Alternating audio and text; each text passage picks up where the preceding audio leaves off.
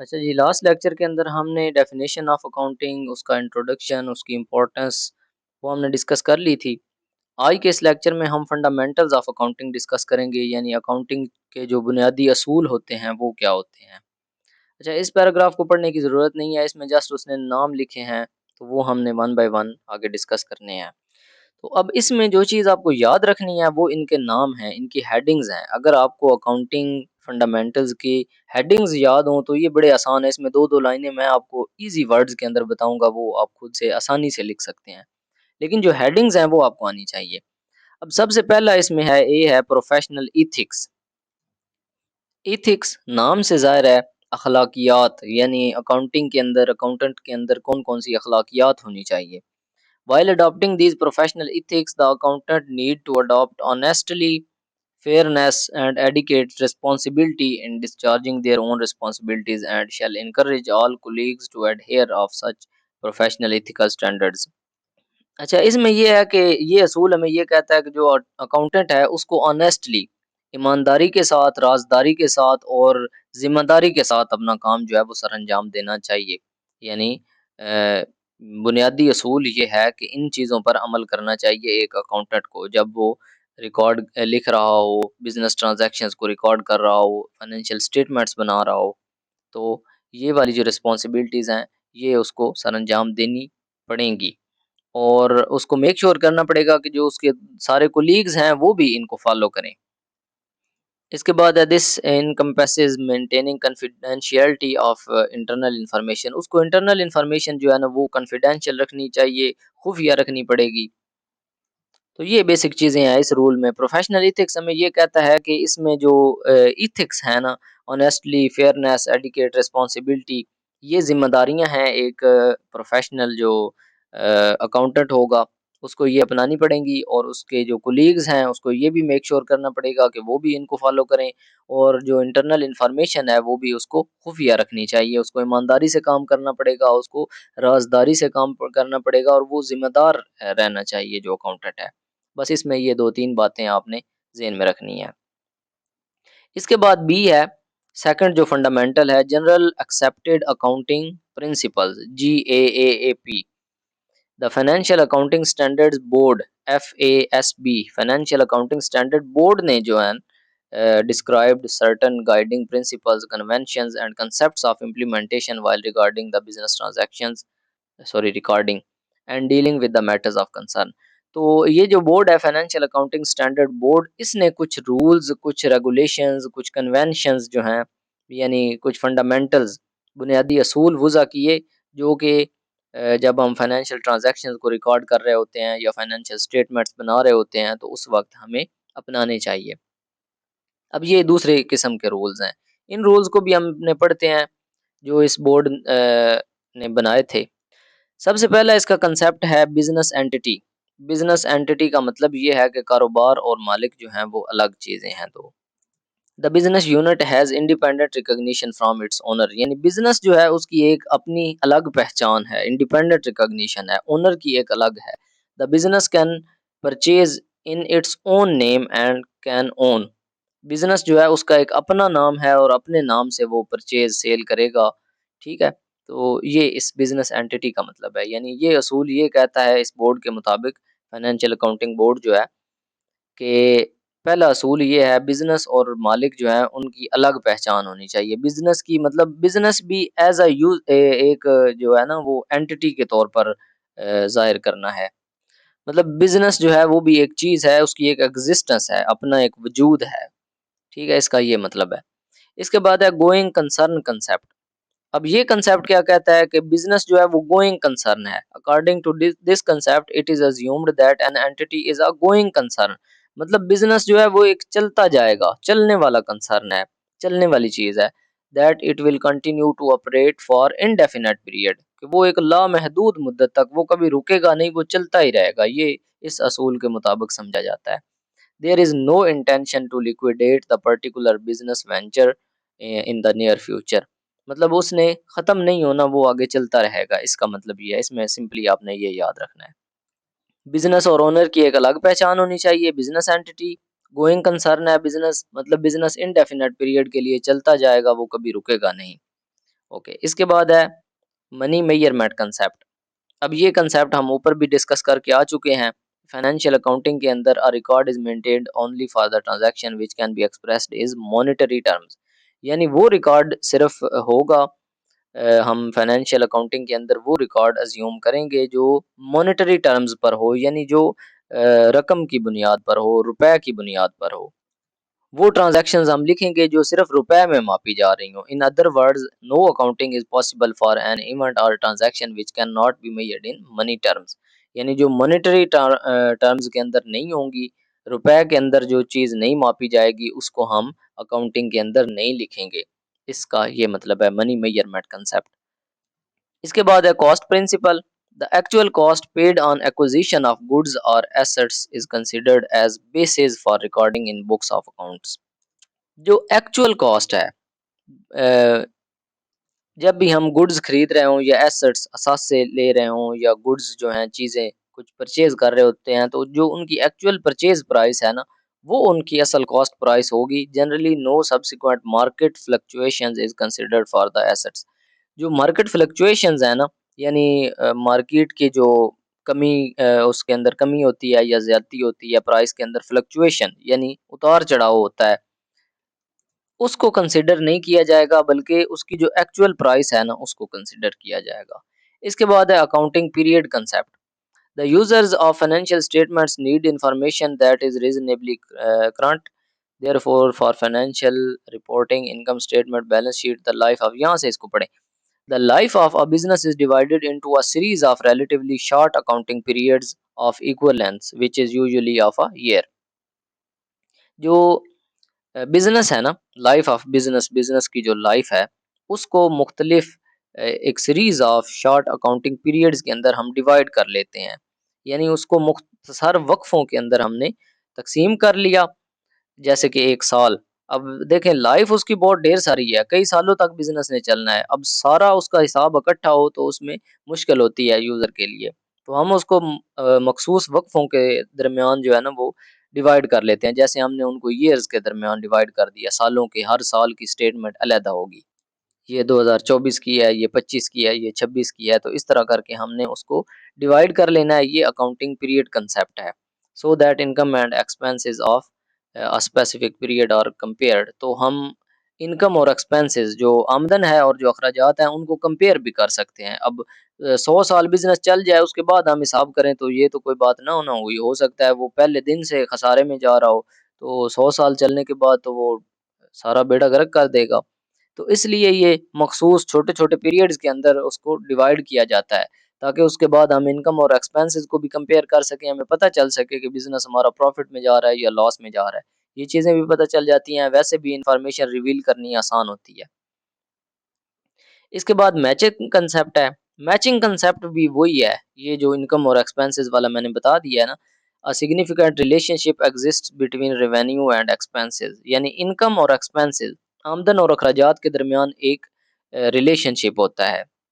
अगर इनकम ज़्यादा हो, रेवेन्यू ज़्यादा हो, एक्सपेंसेस कम हो, तो प्रॉफिट होता है। अगर रेवेन्यू कम हो जाए, एक्सपेंसेस बढ़ जाएँ, तो फिर लॉस होता है। Expenses are incurred for producing income, so the expenses are offset with income. इसको छोड़ें। The concept of taking total periodical expenses of comparing with periodical income is called as matching concept. अच्छा, periodical का लफ़्ज़ इस्तेमाल हुआ है, यानी जो पीरियड हमने सिलेक्ट किया है, 1 साल की हमारी स्टेटमेंट है ना, तो पूरे साल का जितना डाटा है, उसके एक्सपेंसेस और उसकी जो इनकम है, इनको हम कंपेयर करते हैं। इस कंपैरिज़न करने को हम मैचिंग कांसेप्ट बोलते हैं। यानी इन दोनों की डिटेल्स आपस में मैच करनी, कौन-सा कम है, कौन-सा ज़्यादा है, इसको हम मैचिंग कांसेप्ट बोलते हैं। इसके बाद है रियलाइजेशन कंसेप्ट।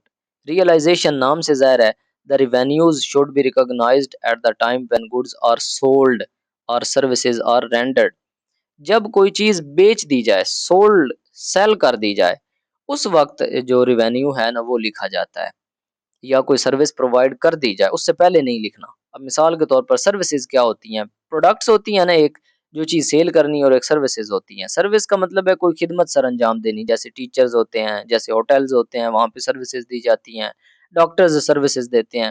अब देखें, डॉक्टर चेकअप करता है, वो कोई चीज़ फिजिकली आपको नहीं देता, वो सिर्फ आपको चेक करता है, उसके वो पैसे लेता है, ये उसकी सर्विस है। और जो मेडिसिन आपको देता है, दवाई, ये उसकी जो है ना प्रोडक्ट है। प्रोडक्ट उसने आपको सेल की या सर्विस प्रोवाइड की। अब जब प्रोडक्ट सेल कर दी जाए या सर्विस प्रोवाइड कर दी जाए, उस वक्त रिकॉर्ड लिखा जाता है। रेवेन्यू का जो आमदन है उस वक्त लिखी जाती है। ये है रियलाइजेशन कंसेप्ट। ओके, इसके बाद नेक्स्ट है कंजर्वेटिज्म। कंजर्वेटिज्म जो है ना, ये बड़ा इंपॉर्टेंट कंसेप्ट है। According to this convention, the accountants follow the principle that anticipate no profit but provide for all possible losses. यानी कंजर्वेट कर देना। कंजर्वेशन ये होती है कि प्रॉफिट जो है ना, उसका आपने पहले से अंदाजा नहीं लगाना, लेकिन जो तमाम मुमकिना नुकसानात होते हैं, ऑल पॉसिबल लॉसेस, उनका आपको पहले से आइडिया होना चाहिए, उनका गैस आपके जेहन में हो वाइल रिकॉर्डिंग बिजनेस ट्रांजैक्शंस। जब आप बिजनेस ट्रांजैक्शंस लिख रहे हो, रिकॉर्ड कर रहे हो, प्रॉफिट के बारे में आपको बेशक ना पता हो, प्रॉफिट के बारे में आपको अंदाजा ना हो, बट जो ऑल पॉसिबल लॉसेस हैं, जो आपके नुकसानात हो सकते हैं, मुमकिन है, इम्कानात हैं जिन नुकसानात के, वो नुकसान आपको पता होना चाहिए।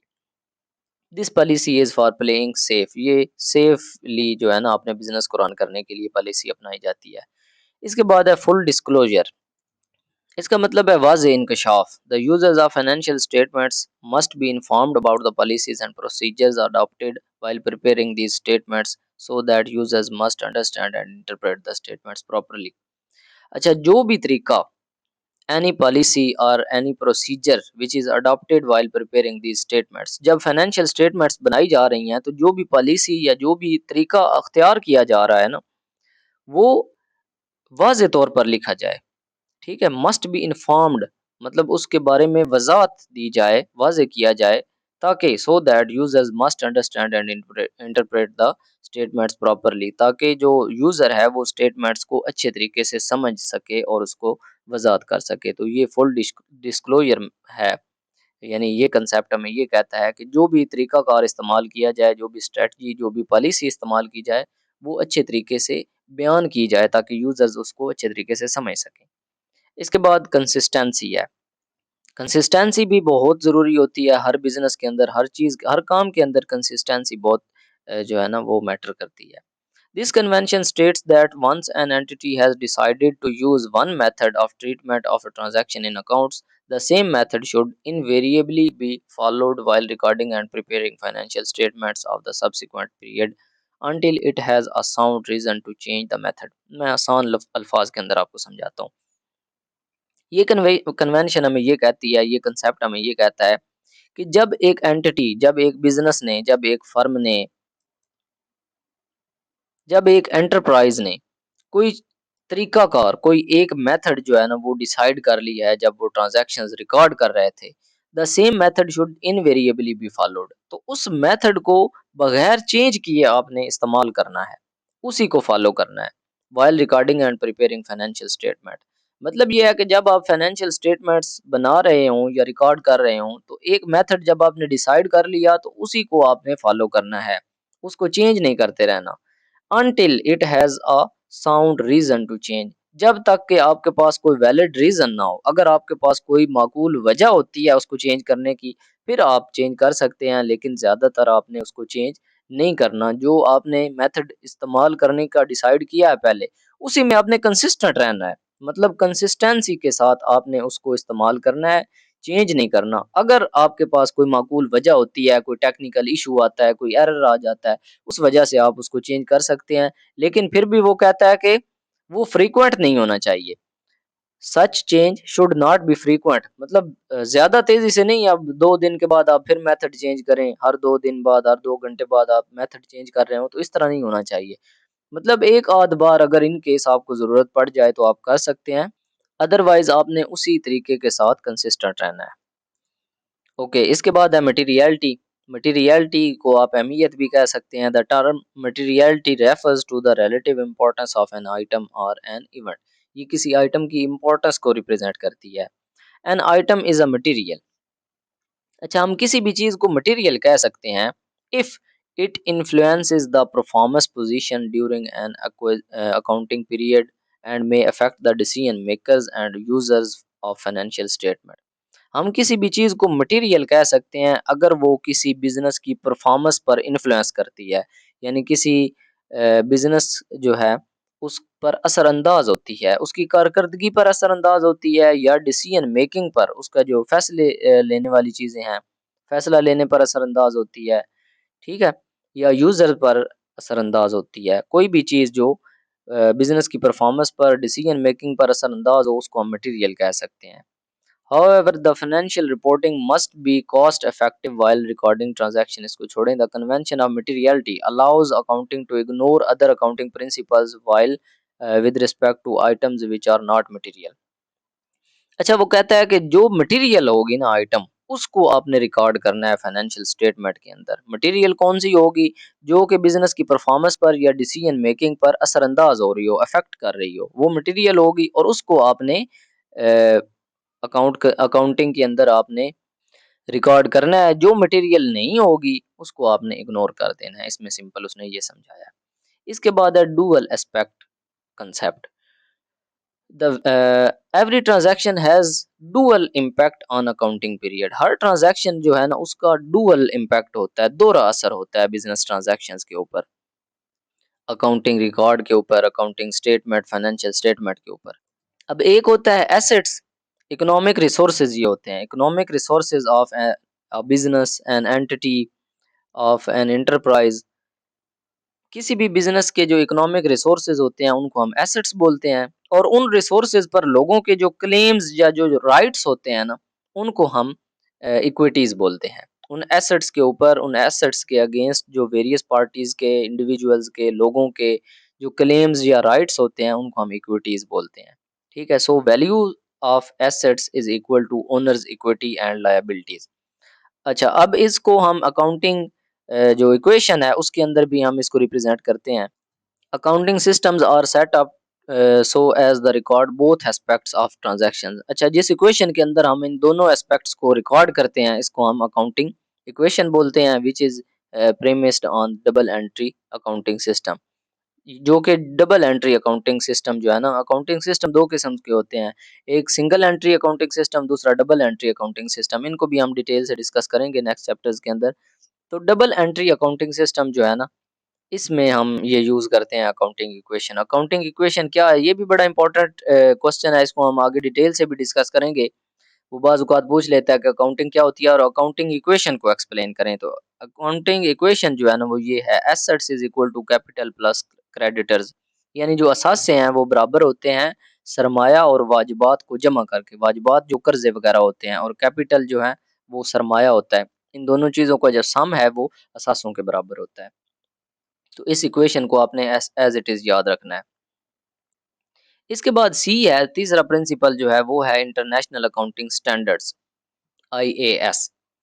अच्छा, अब basically an international accounting standards committee IASC came into existence during June 1973 in London, UK, as a result of an agreement by 13 accountancy bodies. अच्छा, 13 मुल्क थे, 13 मुल्कों के जो अकाउंटेंसी अदारे थे, अकाउंटिंग वाले अदारे थे, Australia, Canada, France, Germany, Japan, Mexico, Netherland, United kingdoms, UK, Ireland, United states of America, Korea, south Africa and Italy. ये 13 किस्म के ममालिक थे। उनके जो अकाउंटेंसी अदारे थे ना, उन्होंने लंदन में जून 1973 के अंदर एक कमेटी बनाई, इंटरनेशनल अकाउंटिंग स्टैंडर्ड कमेटी। उसमें उन्होंने ये स्टैंडर्ड सेट किया, द बिजनेस ऑफ, इसको छोड़ें आप। The objectives of IASC are to formulate and publish in the public interest the accounting standard to be observed in the presentation of financial statements and to promote their worldwide acceptance and observance। अच्छा, इसका main मकसद, पहली बात तो ये आपने याद रखनी है कि 13 मुल्कों की अकाउंटेंसी बॉडीज थी, अकाउंटेंसी अदारे थे, इंस्टीट्यूशंस थे। उन्होंने जून 1973 के अंदर यूके लंदन के अंदर, इन मुल्कों के नाम आपको याद ना भी रहे तो खैर है, उन्होंने एक कमेटी बनाई, इंटरनेशनल अकाउंटिंग स्टैंडर्ड कमेटी। उसमें उन्होंने कहा कि हम ऐसे स्टैंडर्ड सेट कर दें जो वर्ल्ड वाइड पूरी दुनिया के अंदर एक ही तरह के स्टैंडर्ड हों, जो पूरी दुनिया के अंदर अकाउंटिंग रिकॉर्ड करने में, अकाउंटिंग स्टेटमेंट्स बनाने में एक्सेप्टेबल हों। जैसे कि मिसाल के तौर पर जो स्टैंडर्ड है आपका वेट का स्टैंडर्ड, अगर मैं चेक मैथ जो होती है किलोग्राम के अंदर होती है। अब किलोग्राम जो है ना ये एक स्टैंडर्ड सेट कर दिया गया है। अब ये यहाँ पे भी 1 किलोग्राम वही होगा, 1000 ग्राम का 1 किलोग्राम होगा, और दुनिया के किसी कोने में चले जाएँ वहाँ पे भी किलोग्राम इतना ही होगा। तो ये एक स्टैंडर्ड सेट कर दिया गया। ये वैसे मैंने आपको एग्ज़ाम्पल दी है। तो इसी तरह अकाउंटिंग के अंदर उन्होंने स्टैंडर्ड सेट कर दिए। ऐसे स्टैंडर्ड सेट कर दिए जो all over the world acceptable थे, वर्ल्ड वाइड एक्सेप्टेंस जिनकी जो है ना उन्होंने मेक श्योर की। इसके बाद वो कहता है the auditors have legal responsibility to check whether or not all the relevant IAS have been applied by the accounting staff and management of the business organisation.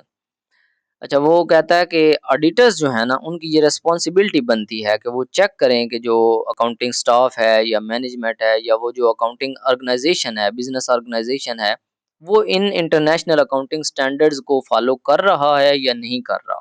ये एक जो ऑडिटर है ना उसकी रिस्पॉन्सिबिलिटी होती है। कोई भी रिकॉर्ड करने से पहले उसको ये चेक करना चाहिए कि ये स्टाफ और मैनेजमेंट जो है वो इंटरनेशनल अकाउंटिंग स्टैंडर्ड्स जो है उनको फॉलो करती है या नहीं करती। तो ये थे आईएएस। इसके बाद है चौथा, इंटरनेशनल फाइनेंशियल रिपोर्टिंग स्टैंडर्ड्स। ये भी एक किस्म के स्टैंडर्ड्स ही थे। अनदर फंडामेंटल्स ऑफ अकाउंटिंग और the international financial reporting standards IFRS which sets out the mission and objectives and scope of reporting standards. ये जो रिपोर्टिंग स्टैंडर्ड्स हैं ना ये एक मिशन सेट करते हैं, यानी एक मकसद ऑब्जेक्टिव सेट करते हैं या स्कोप सेट करते हैं रिपोर्टिंग स्टैंडर्ड्स का। The IFRS is aimed to develop in the public interest a single set of high quality, understandable and enforceable global accounting reporting standards। ये ऐसे स्टैंडर्ड्स थे जो कि सेट किए गए पब्लिक इंटरेस्ट पर, लोगों की जो दिलचस्पी है, अवाम की मकबूलियत उसकी बेस पर, हाई क्वालिटी आला मायार के मुताबिक, और अंडरस्टैंडेबल थे यानी आसानी से समझ आने वाले थे, इन्फोर्सेबल यानी ये काबिल अमल थे। इसके बाद ट्रांसपेरेंट थे यानी शफ़ाफ़ थे, आसान थे, आसानी से समझ में आने वाले थे, तो इस तरह की ये चीज़ें थी। ये स्टैंडर्ड थे, ये भी स्टैंडर्ड थे। Another type of standard which set for accounting records, making financial statements, accounting statements, तो इस तरह की चीज़ें हैं। तो इन स्टैंडर्ड का बेसिक जो एम था, बेसिक जो ऑब्जेक्टिव था, मकसद था, वो ये था to help users to make economic decisions based upon reliable information. ये इंफॉर्मेशन प्रोवाइड करते थे, उस इंफॉर्मेशन को यूज करके जो यूजर्स हैं वो अपने डिसीजन ले सकते थे। यूजर्स को डिसीजन मेकिंग के लिए इंफॉर्मेशन प्रोवाइड करते थे ये जो स्टैंडर्ड है। ठीक है जी, आज के इस लेक्चर में हमने बस यही डिस्कस करना था जो फंडामेंटल्स हैं ना अकाउंटिंग के, यानी जो अकाउंटिंग के बुनियादी असूल हैं, 4 किस्म के हमने पढ़े हैं। उम्मीद है आपको ये अच्छे से समझ आ गए होंगे, और इसी तरह जैसे मैंने आपको स्केच बनाकर दिया है ना, कोशिश किया करें कि ये पॉइंट्स जो हैं वो लिखते जाएँ अपनी कॉपी पर, या उर्दू के अंदर लिख लें या इंग्लिश के कुछ वर्ड्स जो हैं वो लिख लें। बस एक ज़हन में स्केच सा बना लें। उसी स्केच को यूज़ करके हेडिंग्स आपने याद रखनी है पेपर के अंदर, उनके अंदर 2-2 3-3 लाइनें जैसे मैंने आपको आसान अल्फाज में बताई हैं, इसी तरह आसान अल्फाज में आपने ट्रांसलेट कर लेनी है। ठीक है जी, इस लेक्चर को यहीं पे एंड करते हैं। इस लेक्चर से रिलेटेड अगर आपका कोई भी क्वेश्चन हो तो आप इज़िली पूछ सकते हैं। इसके बाद नेक्स्ट लेक्चर के अंदर इंशाल्लाह हम इससे नेक्स्ट टॉपिक जो है ना ट्रांज़ैक्शन एनालिसिस और अकाउंटिंग इक्वेशन, इसको हम डिटेल से डिस्कस करेंगे। इसके अलावा आपको इस बुक के या किसी और बुक के तमाम वीडियो लेक्चर्स चाहिए हों तो आप हमसे व्हाट्सएप पर कॉन्टैक्ट कर सकते हैं। ओके जी, मिलते हैं नेक्स्ट लेक्चर के अंदर। अल्लाह हाफ़िज़, टेक केयर।